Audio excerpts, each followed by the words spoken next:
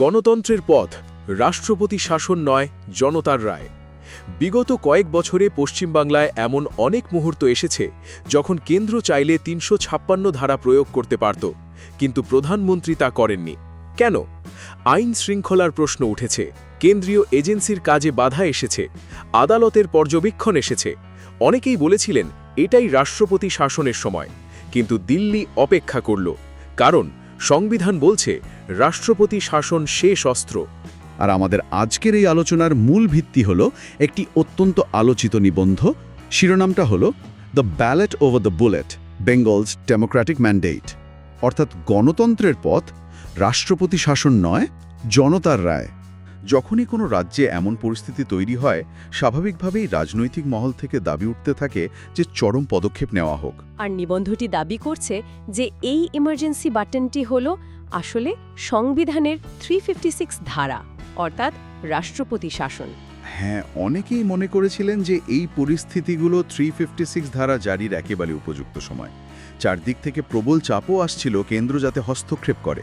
চরম ক্ষমতা বা ৩৫৬ ধারা প্রয়োগ না করেও শুধুমাত্র ব্যালেটের শক্তিতেই একটি রাজ্যের সবচেয়ে জটিল রাজনৈতিক পরিবর্তন আনা যে সম্ভব, এই ঘটনা তারই একটি প্রতিষ্ঠিত প্রমাণ।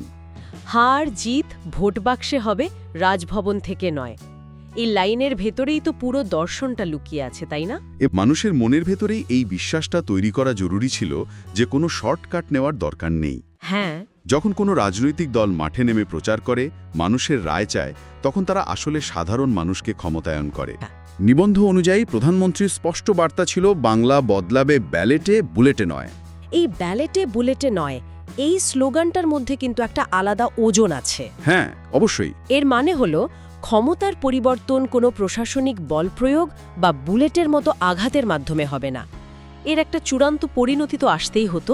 হ্যাঁ, এবং সেই অপেক্ষার অবসান ঘটে একটি নির্দিষ্ট দিনে, 4 মে 2026। ঠিক এই দিনটিতে বাংলার মানুষ নিজের হাতে তাদের রায় বা ম্যান্ডেট দিয়েছেন বলে উল্লেখ করা হয়েছে।